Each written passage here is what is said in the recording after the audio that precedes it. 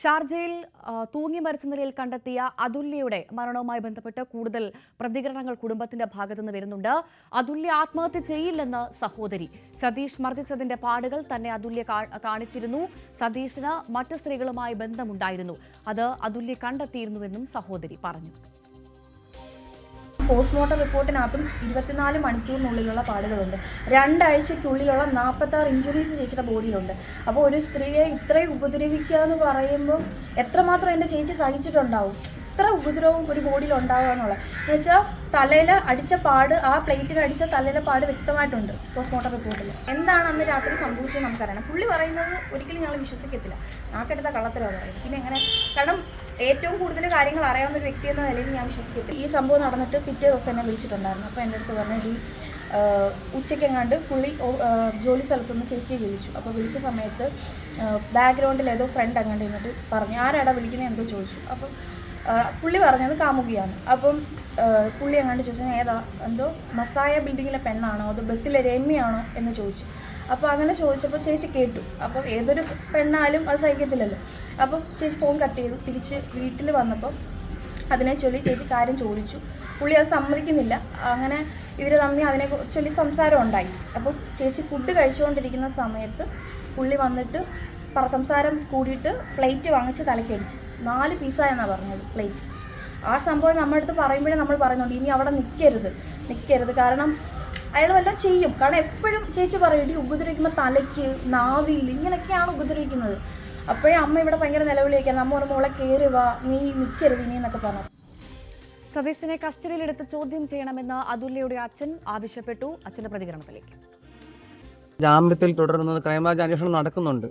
പക്ഷേ ഈ അന്ന് എന്താണ് സംഭവിച്ചെന്നുള്ളതിന് അവനെ കസ്റ്റഡി എടുത്ത് ചോദ്യം ചെയ്ത് എന്താണെന്നുള്ളത് പുറത്തു കൊണ്ടുവരണം. അന്ന് എൻ്റെ മോൾക്ക് എന്താണ് സംഭവിച്ചത്, ഇവൻ അന്ന് ക്രൂരമായിട്ട് അവളെ മർദ്ദിച്ചിട്ടുണ്ട്. അതിൻ്റെ വോയിസ് ഞാൻ കേട്ടതാണ്. അതിനുശേഷം എന്താണ് അവൻ കഴുത്ത് മുറുക്കി കൈലി മുറുക്കി കൊന്നതാണോ, ശ്വാസം പിടിച്ച് കൊന്നതാണോ എന്താണെന്നൊന്നും നമുക്കറിയത്തില്ല. അത് പോലീസുകാർ, അന്വേഷണ ഉദ്യോഗസ്ഥന്മാർ അത് കണ്ടുപിടിച്ച് അവനെ കസ്റ്റഡിയിൽ വാങ്ങി ചോദ്യം ചെയ്ത് അത് തെളിയിക്കണം. എന്താണ് നടന്നത്, സത്യം എന്താണെന്നുള്ളത് തെളിയിക്കണം, പുറത്ത് കൊണ്ടുവരണമെന്നാണ് എനിക്ക് ഇതിനകത്ത് പറയാനുള്ളത്. അവൻ കൂസലില്ലാതല്ലേ ഇത് പറയുന്നത്. കുത്തി കൊല്ലുമെന്നും കൊട്ടേഷൻ കൊടുത്ത് കൊല്ലുമെന്നും അവളെ നിർമ്മാർജ്ജനം ചെയ്യാൻ എനിക്ക് 1 മാസം ശമ്പളം മതിയെന്ന് അവൻ പരസ്യമായിട്ട് ഓപ്പണായിട്ട് പറയുമല്ലോ. അവൻ്റെ ആ ഭാവവും രൂപവും അവൻ്റെ ആക്രമണ സ്വഭാവം കാണുമ്പോൾ തന്നെ അറിയാമല്ലോ അവൻ്റെ ക്രിമിനൽ എന്താണെന്ന്. അവൻ്റെ ക്രിമിനൽ എന്താണെന്ന് ആ വിഷ്വൽസ് കാണുന്ന ആർക്കും മനസ്സിലാവുമല്ലോ. എസ് വിനീഷ് വിവരങ്ങൾ നൽകും. വിനീഷ്, അതുല്യയ്ക്ക് ഭർത്താവ് സതീഷിൽ നിന്ന് ഏൽക്കേണ്ടി വന്ന ക്രൂര പീഡനങ്ങളുടെ ദൃശ്യങ്ങൾ നമ്മൾ കണ്ട് ഞെട്ടിയതാണ്. ഇപ്പോഴിതാ അതുല്യ ആത്മഹത്യ ചെയ്യുകയില്ല എന്ന് അച്ഛനും പറയുന്നു, സഹോദരിയും പറയുന്നു. ഇതൊരു കൊലപാതകമെന്നാണോ കുടുംബം ആരോപിക്കുന്നത്?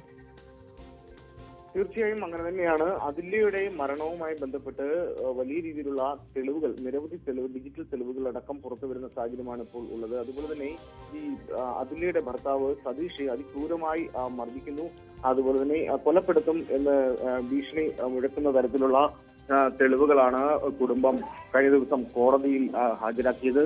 അപ്പോൾ ഇതിന്റെ എല്ലാം കൃത്യമായിട്ടുള്ള ഒരു പരിശോധനകൾ നടക്കണം എന്നുള്ള വലിയൊരു ആവശ്യമാണ് കുടുംബത്തിന്റെ ഭാഗത്തു നിന്നും ഉയർന്നു വരുന്നത്. ഇപ്പോൾ നമുക്ക് കിട്ടിയ ഏറ്റവും പുതിയ പ്രതികരണം അതുല്യയുടെ സഹോദരിയുടേതാണ്. സഹോദരി അഖില അവിടെ ഷാർജയിലാണ് താമസം. അവരുടെ തൊട്ടടുത്ത ഫ്ലാറ്റിലായിരുന്നു താമസം. അതുകൊണ്ട് ഈ നടന്ന സംഭവങ്ങളെല്ലാം തന്നെ ആദ്യം അഖിലയ്ക്കാണ് വാട്സാപ്പ് സന്ദേശം അയച്ച് ഇതെല്ലാം വെളിപ്പെടുത്തിയത്. അതിൽ പുറത്തു വന്ന ചാറ്റിൽ പറയുന്നുണ്ട് മൃഗീയമായിട്ടുള്ള പീഡനം ഏൽക്കേണ്ടി വന്നു, അതുപോലെ തന്നെ ഇനി ജീവിക്കുന്നില്ല എന്നൊക്കെ മുൻപും ഇത്തരത്തിലുള്ള ഓഡിയോ സന്ദേശങ്ങളടക്കം പുറത്തു വന്ന സാഹചര്യമുണ്ട്. ഇതെല്ലാം കോടതിയിൽ ഹാജരാക്കിയിട്ടുണ്ട്. കഴിഞ്ഞ ദിവസം പുറത്തു വന്ന ദൃശ്യങ്ങൾ കോടതിയിൽ ഹാജരാക്കിയപ്പോഴാണ് കോടതി അത് കൃത്യമായി പരിശോധിക്കുകയും ചെയ്തു. അപ്പോൾ പ്രതിഭാഗം വാദിച്ചത് ഇത് പഴയ ദൃശ്യങ്ങളാണ് എന്നുള്ളതാണ്. പക്ഷേ ഇതിന്റെ ഒരു വ്യക്തത വരുത്തുന്നതിന് വേണ്ടി ഇത് ഫോറൻസിക് പരിശോധനയുടെ റിസൾട്ടും കൂടി, അതായത് ഇത് അതിനോടൊപ്പം തന്നെ ചിത്രീകരിച്ച ദൃശ്യങ്ങളാണ് എന്ന് കോടതിക്ക് ബോധ്യമാകുന്ന തരത്തിൽ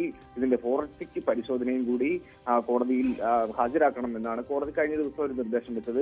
എന്തായാലും ഇപ്പോൾ കുടുംബം മുന്നോട്ട് വെക്കുന്നത് ഈ സതീഷിന്റെ എതിരെ വലിയ രീതിയിലുള്ള ആരോപണങ്ങളാണ് ഇപ്പോൾ മുന്നോട്ട് വരുന്നത്. അത് സതീഷ് മുൻപും ഇത്തരം അക്രമം നടത്തിയിട്ടുണ്ട്. അതുപോലെ തന്നെ മറ്റ് സ്ത്രീകളുമായിട്ടൊക്കെ സതീഷിന് ബന്ധമുണ്ട് എന്ന തരത്തിലുള്ള ആരോപണങ്ങളാണ് ഈ അഖില കോടതിയിലും അറിയിച്ചിരിക്കുന്നത്. അതുപോലെ തന്നെ ഈ രാജശേഖരൻ പിള്ള, അതുല്യയുടെ പിതാവ് രാജശേഖരൻ പിള്ള പറയുന്നത് ഇയാളുടെ ജാമ്യം, ഇടക്കാല ജാമ്യത്തിലാണ് സതീഷ് ഇപ്പോൾ ഉള്ളത്. ജാമ്യം റദ്ദു ചെയ്ത് അയാളെ കസ്റ്റഡിയിലെടുത്ത് ചോദ്യം ചെയ്തെങ്കിൽ മാത്രമേ കൂടുതൽ വ്യക്തത വരികയുള്ളൂ, ഇതിന്റെ നിജസ്ഥിതി പുറത്തു വരികയുള്ളൂ എന്നൊക്കെയാണ് ഇപ്പോൾ കുടുംബം ആരോപിക്കുന്നത്.